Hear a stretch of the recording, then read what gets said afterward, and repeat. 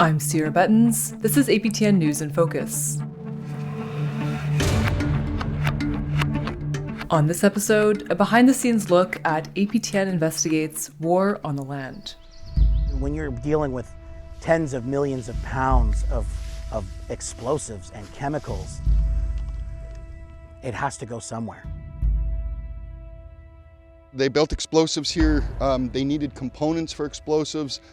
The local legend is that munitions were actually dumped there when they closed the plant and walked away. It's now affectionately known as Gun Cotton Creek. The stakes are high. The stakes are really high. My grandfather, Alfred, raised the kids at Nobel. They had 12 kids.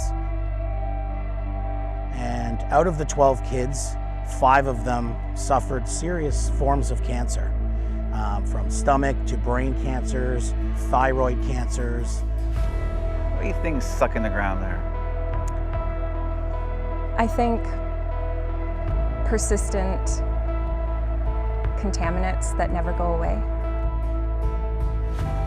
I think to work there for like 30, 40 years, breathing the ethylene glycol, the nitrate fumes, was not good. Clean up the land, return it to the First Nations. We want to be part of the direction that fixes what our governments have done.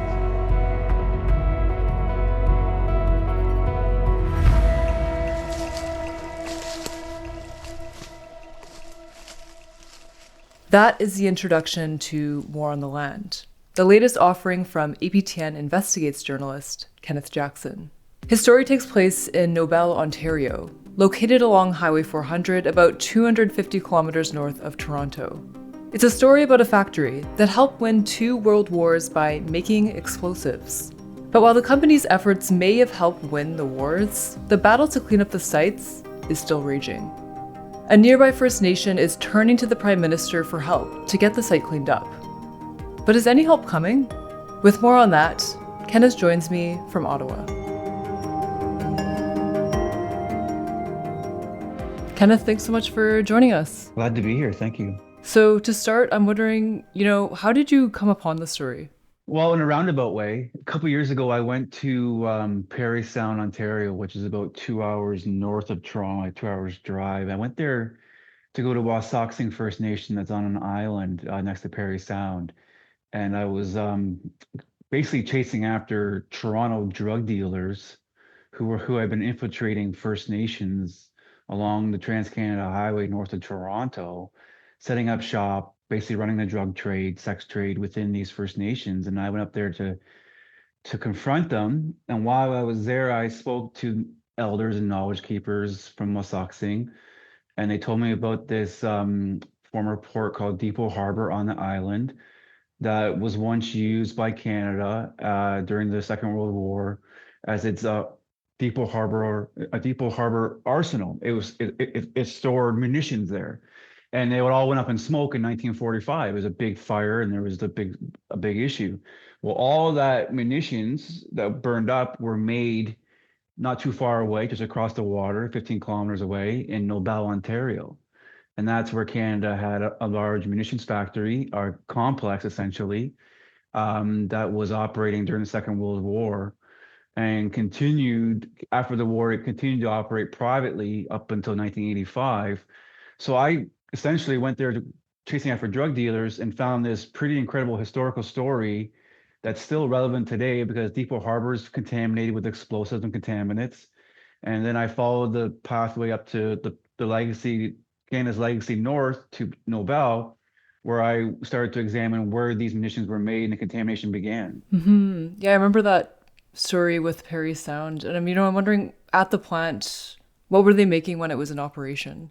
So essentially, look at it this way. Look at a 5,000 acre parcel of land and then cut it in half. The half that's on Georgian Bay, that was owned by a private company called Canadian Industries Limited, CIL. The other half was during the Second World War owned by Canada, and it was called Defense Industries Limited, DIL. So part of this story was trying to navigate all these layers. So when the war broke out in 1940, 1939, they were making TNT, cordite. DIL was essentially a massive chemical operation or plant because you needed to make the chemicals to make this cordite, which is a propellant that was used in rifles and large shells and whatnot. It's basically gunpowder. To make that though, you need a ton of chemicals like nitric and sulfuric acid, acetone. You need gun cotton, which itself is a high explosive. And so they were making all of these things there for the war effort, like anti-tank mines, so TNT. The Canadian side was 880 acres of just spread out full, like making cordite, TNT, nitroglycerin, sulfuric acid, all this stuff. And that's what they were making there during the war. And they continued making it when the war ended. They continued making it on the private side and the CAL side up until 85. They made various dynamite, explosives, and you name it. That was kind of their business. They also made paints, and you still see that brand name in stores today, CIL, which has nothing to do with what happened in Nobel, but the brand name still exists today under paint. But back then, they were making things to help win the war. And so you discovered that these plants were just, dumping these explosive elements into a local river. What sort of led you to that information? Well, so they have a on the map. If you go to on Google Maps, you go to Nobel and you go to the shoreline, which is on Georgian Bay. They have an inlet called Gun Cotton Bay. Gun cotton is a high explosive that's used to make cordite. So what Canada did during the war was they had a series of ditches that they dug to put wastewater in from TNT, gun cotton, nitroglycerin, cordite, you name it, everything their waste they put into a network of ditches that all led to this creek called Gun Cotton Creek. And it flowed for about 2 kilometers through the community of Nobel into Gun Cotton Bay. So that's how they disposed of everything in the 40s. And that's just the way it was back then. They did the same thing in Winnipeg. There was a DIL site in Transcona, I believe it's called, and they were pumping waste into the Red River like crazy during the war. There's multiple sites across Canada where they were doing this. It's just the way it was. Now Canada came in after the war, dug up all the ditches, set fire to the dirt, set fire to the acid tanks, thinking, hey, there we go, we're done. And they burned down all the buildings that made explosives because they were worried that the wood was their term was impregnated by explosives material, so they just burned them to the ground. Now today, the stone ruins of those gun cotton factories and whatnot still remain on that ground. And years later, like 35 years later, the private company CIO questioned whether or not Canada did a good enough job cleaning it up because there was still grass wires from the gun cotton. There was like a single spark from a passing train could light a fire. So I kind of got fascinated with with all this history. And as I was going through the fields and over top of the ruins, like a little boy just searching in the back in the forest, finding all these things, it's still very much a problem today as it was then. Maybe not as severe because they're dumping so much. Like you have to understand, to make cordite, you need millions of gallons of water every day, and so there's a byproduct of that. There's wastewater. So imagine they pulled in millions of gallons every day from Georgian Bay and dumped it right back in. Now, what I was looking for was trying to prove at what point did they stop doing it? Where else did they contaminate the ground? And so that's kind of what led me to kind of dig more into the private side, because up until like the 1980s, for the most part, like you could burn anything you wanted, you could do whatever you want. Like there was no licenses for the incineration sites that this company had. There was for the landfill. It wasn't until the 80s that the Ontario government was like, hey, maybe we should be monitoring this stuff because it's bad for the environment. And so, in what ways are these waterways still dangerous because of this and the impact? So, what I tried to set out to do was to try and, I know what happened in the 40s. I know what happened in the 50s, 60s, 70s, and 80s. The final factory closed in 85. is the contamination still there? Because the land is 5,000 acres and it's still barren. Like they've tried to redevelop it, and we'll probably get into that a little bit later, but it hasn't. So I was trying to determine what state the land and the water is in today. And what I did was, I just did some old-fashioned reporting. The local municipality wouldn't help me because this is all private land. They really have no idea what's in the ground there because it's privately owned, and it's never reached the point where they wanted to develop it to the point where the Ontario government would step in and do figure out what the next steps. It's never gotten that far. So all these reports have been hidden from the public. So there's been over from 85 to 2016, there was a ton of remediation done on the CIL side and water monitoring and for the ground and surface water. I was able to find those reports. And in 2016 was when it was the last report that I was able to get. It proves that carcinogens are still in the groundwater, and there's still contaminated soil within this site that's leachating TNT, really scary stuff like called 2NT, which is Health Canada describes it as any exposure is bad for humans. So, and they're finding that high exceedances that in the water. They call it, like, I say high because there is no acceptable level. So when they find what they found was like these readings, they found it in the water year after year. So there's as of 2016, I can say clearly there was still a problem with the land and water on this site that was, I believe, preventing any sort of development going forward because no one knew whether or not it was safe to develop there. You could have experts say it all, but for whatever reason, it was shut down because, like, that's crazy, right? Think about it. 85 is when it shut down. On the one site on the CIL side that they were always monitoring was a former World War I TNT factory. So 100 years later, they were still finding TNT in the groundwater beneath this former factory that they had supposedly remediated the soil, taken it out, removed it. It was like it stays around that long. It's a crazy time how long that stays around. And TNT is a probable carcinogen as well. So, as mentioned earlier, Nobel, Ontario is north of Toronto, but I'm wondering, can you tell us about the First Nation that is located nearby? So there's two of them. So Wasauksing is in next to Parry Sound, and Shawanaga is just north of Nobel. So it's closer to Wasauksing than it is Nobel. But from when I spoke to the elders, they're like, we were never two different nations. We were one nation, one people, and we moved around a lot. And then Canada came in and did what they did, and they separated them into different bands, right, to control them. So you have, but in their mind, though, yes, they're separated today, but there's many of them who believe they're one people, Anishinaabe, right?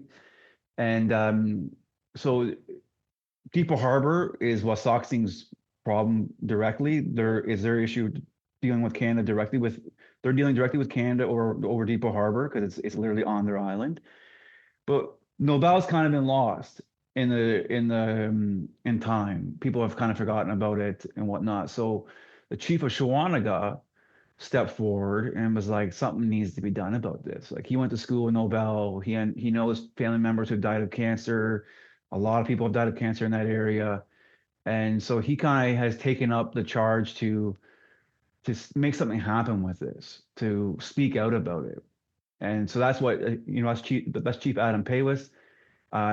He got reelected for his second term, and he's a forward thinker, and he wants this land remediated and cleaned up, and he wants to be part of the it's a problem, and they want to be part of the solution.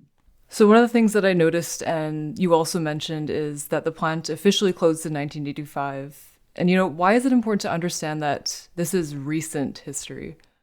Well, because it's still going on, right? Like I said, like in 2016, and water monitoring of groundwater and surface water continued after that. I wasn't able to get those files. I wasn't able to obtain them. But if it closed in 85, and in 2016 they're still finding contaminants in the ground and surface water, then it's still an issue. today. And if it's still undeveloped, like they haven't been able to develop it, that tells me that the problem continues and there's hesitancy. Someone is not going forward to the next step to try and develop it for whatever reason. And the local municipality won't say anything. The company that owns it today won't say anything. Nobody wants to say anything. It's like they want time to just kind of do its thing, where it's like everything kind of goes away in time. Well, there's a lot of people in that community, a lot of people who've been involved who are like, well, what's been the impact of all those contaminants into the ground and water? Like, has it been killing people over the years? Is it still impactful? So it's important today for there to be transparency about what's happened, what's been done, and what's going to be done over this. Right now, it's all in secret. And I don't, as a reporter, I just think that's not how you achieve anything. You achieve things by bringing things out into the light. So we shine a light into that darkness, and that's what we did.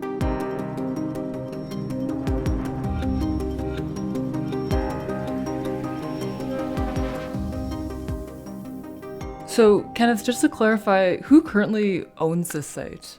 Okay, so CIL was owned by, there's a lot of acronyms here. I know I'm throwing around.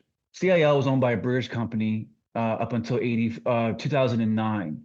And that British company sold CIL and the land to Axel Nobel, which is just happened to be named Nobel, which is kind of ironic. But they're a Dutch company, a Dutch multinational, who then tried to develop this land and worked with the municipality, did all these environmental reports. They tried to develop it, but they were shut down when they went to take that official step to reapply for zoning, because you have to it's all industrial land, so you have to like rezone it to residential to build on it. But to do that, you have to go through a lot of steps. Anyways, it didn't get very far. It was shut down in 2017. They fought the municipality who was preventing them from building there. They went to what's called Ontario Land Tribunal. They appealed, said this isn't fair. We've done everything we were supposed to do. This should move forward. 2 years later, they quietly sold the land to a Chinese Canadian company called OTT Financial from North York, which is in Toronto. So today, as of September 2019, all this land is owned by a Chinese Canadian company, financial company, and who does acquire land. And they came right out of the gate. They said right away, we're going to build this high-end resort. We're going to put a golf course. We're going to cap all the contamination, put a golf course over it. Well, today, not a single shovel has gone on the ground for that to happen. Interesting.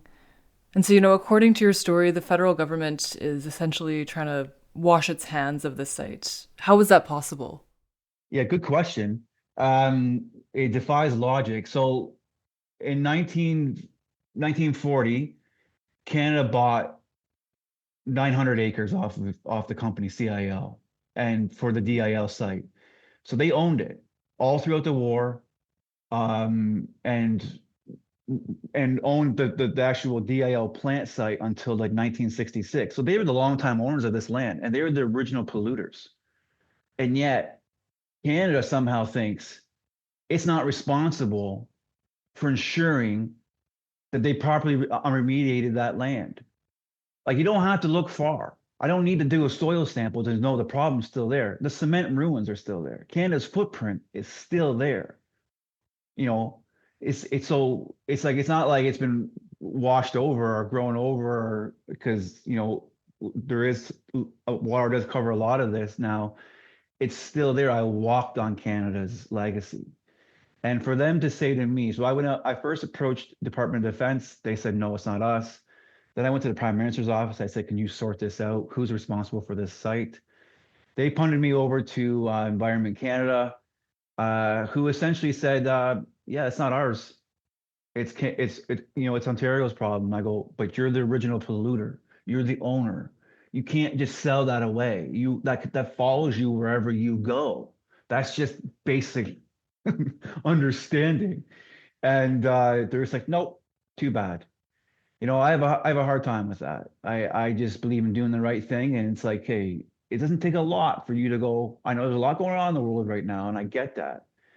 but it doesn't take a lot for you to go, let's have a conversation, which is all I'm trying to do, right? Let's have a conversation and say, hey, this site is still contaminated. If we're the original owners, we're gonna come to the table. That's what they should have done. Why they're not doing that is because maybe they don't want to spend the money. You know what I mean? Like maybe that's what it is. I have no idea, but I find that my personal opinion of it is that it's garbage. It's a garbage take, and they shouldn't be allowed to do that.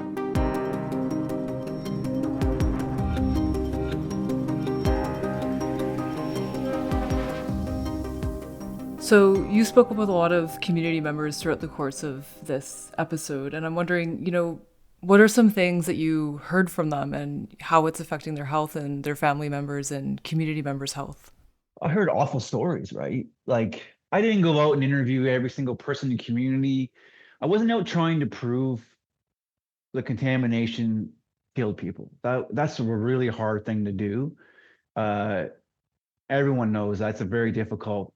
You can get an expert to tell you whatever you want. You can pay for them and they'll tell you whatever you want for the most part. Like it gets a little bit messy. But what I did hear is like there's the one young man in our story. I say young, he's probably my age. Shane McKinnon. Both of his grandparents lived and worked around Nobel. He made I asked him to make a list for me of everyone in his family who has cancer or died of cancer or survived it over the last few generations. He made a list of 30 people. That's insane. I can tell you maybe my family one or two, and I have a big family. That's not common where I'm from. But there in Nobel, Parry Sound, that region, it's not uncommon for everyone to be impacted by cancer in some way. Like you have a local doctor there whose daughter died of cancer and then lost another child to cancer.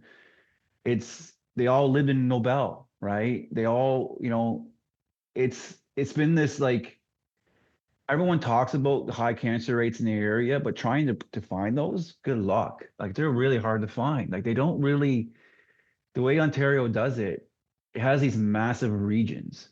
So Parry Sound and Nobel are in the same district as Attawapiskat. It's this massive region. Well, so I went to local, because I did try a little bit. I'm like, so I went to a local, health authority. I said, can you give me the local cancer rates? Well, no, we don't have those. It's like, what do you mean? Why are we not tracking these things? Doesn't that just make sense? Like, this story is just a lot of logic should prevail, but in so many ways it doesn't. It's almost like, well, it's better not to know that what caused that or what's causing that, because then we can just, we don't have to address it. And I'm not saying this is a nefarious thing going on. This is a provincial-wide, probably a country-wide thing where data could help us solve issues, but we don't because for whatever reason. One thing that got tossed around a lot is locals are worried about locals are worried about their property prices, property values. Don't talk about all these issues because we want to be able to sell our land. Okay, well, is that land killing you? Is that worth the money? There's legitimate things happening in that area. So that's kind of where I was with locals. There's hard pressed to find a single person who doesn't have someone impacted by cancer and like serious cancers too. So are there other reasons for it? Maybe, probably. Did this impact it as well? How could it not? You're dumping serious, toxic, explosive chemicals, and it's not even the main chemicals. Like gun cotton is one thing. Acetone, those secondary chemicals, those are what get you. You know what I mean? And there was a ton of that. So Kenneth, we also heard from the mayor in your documentary, and I'm gonna play a clip right now. It's from GHD, and it's a peer review of all the Golder reports there.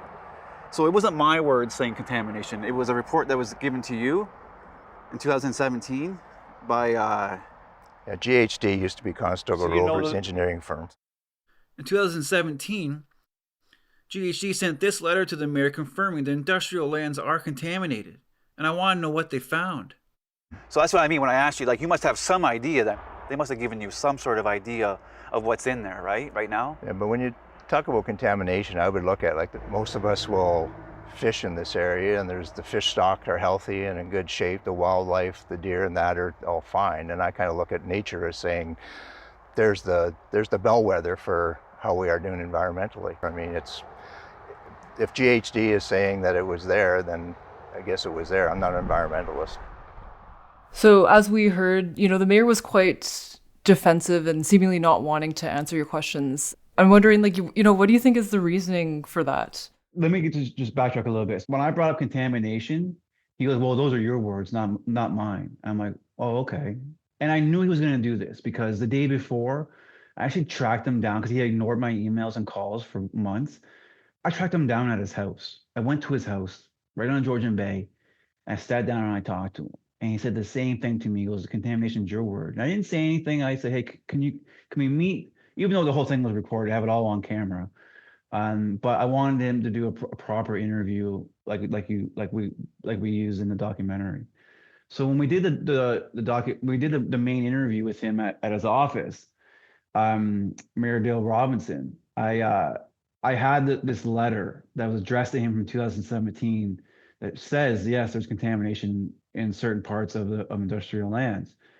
So I kind of anticipated him saying to me again, denying any contamination. So when he did that, I was like, okay, sorry to do this to you. I think I said that to him. I apologize. I felt bad. And I pulled out my phone. I go, here's the letter saying it. What do you mean? What are you talking? Why are you being so defiant? And when it's literally addressed to you. And so then he goes, well, then we look at and that's when he said, well, I look at the fish, the deer, everything seems fine. Well, that's not really how contamination works. Anyways, it doesn't matter.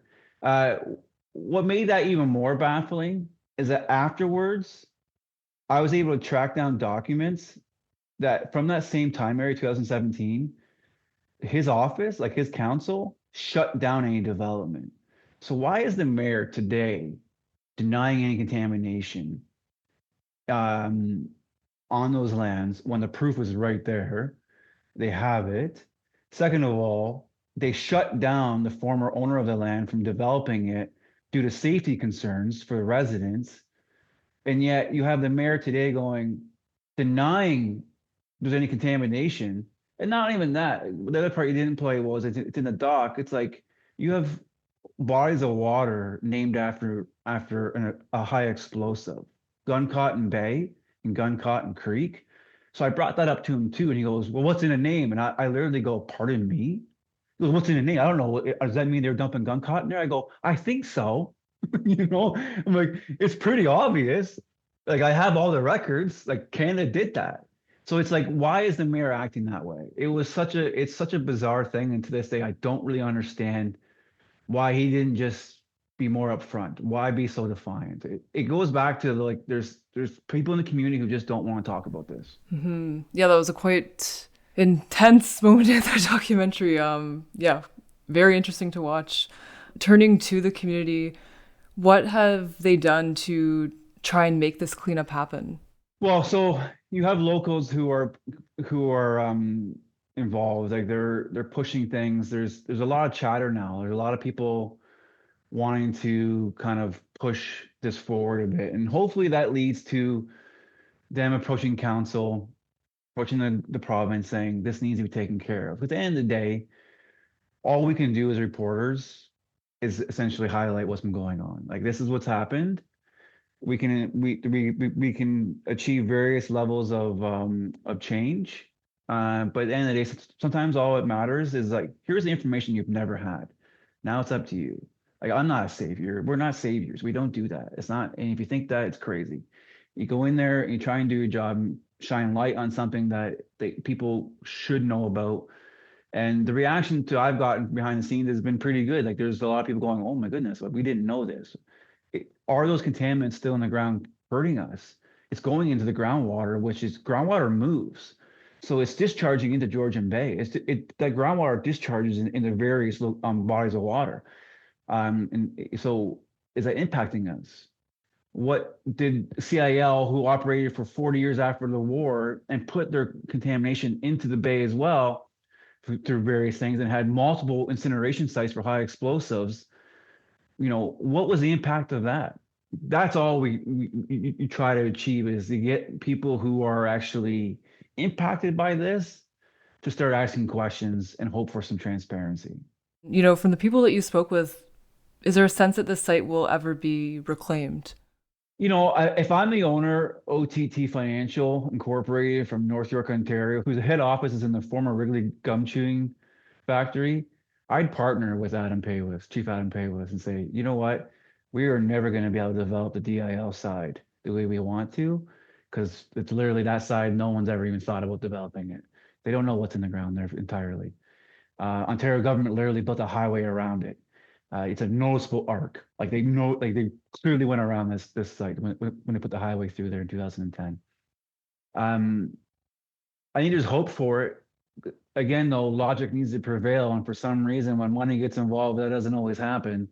Or when people are worried about liability, that they tend to close down, like Canada. Why is Canada responding the way it is? Because they're liable. Why is the Ontario government saying to me it doesn't want to talk about the 3 incineration sites that it licensed and didn't properly close down? Because it's potentially liable for what happened. It was supposed to, and that's something we haven't even talked about yet. There was 3 incineration sites that were licensed in the 1980s that the Ontario government licensed, and then when the company shut down, the Ontario government didn't come in and make sure it was closed down right. Those three incineration sites, they're obligated to. Today, they're still giving me a hard time of going, well, we don't want to talk about it. No, you have to. You can't just duck your head in the sand and go, well, it's not our problem. Maybe time took care of it. Maybe it was done right, but it was your responsibility to make sure it was. So that responsibility doesn't change. That liability doesn't change. It's still as fresh today as it was in 1983 when they licensed them. Well, Kenneth, thank you so much for joining us and talking about your documentary, War on the Land. Highly recommend watching it. Very fantastic work. Thank you. Thank you so much. And just a reminder, there's a long feature where I get way more into it, and I actually release the reports in another story. So it's all, if you go to the War on Land, our stories on aptnnews.ca, you can follow all the work we've done. It's more than just a documentary, but we started with a documentary. There's a main feature, then there's the reports I release in that order. But thank you for having me. Thanks so much for joining us.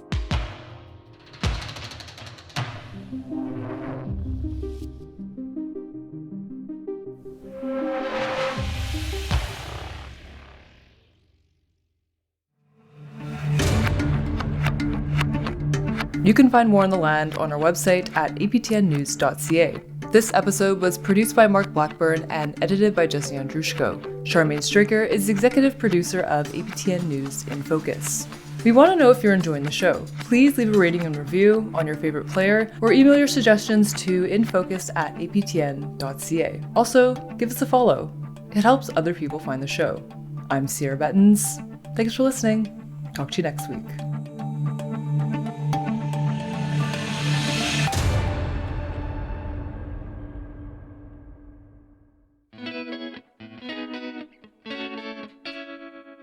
Homeless people aren't hard to find in Winnipeg. They're on the sidewalks, in bus shelters, and down alleyways. They're living in tents and squatting in empty buildings. They're even sleeping in abandoned cars. But who are they? And why are they here? Find out in Our Relatives, Life on the Streets. Hosted by me, Kathleen Martins. Listen on your favorite podcast player.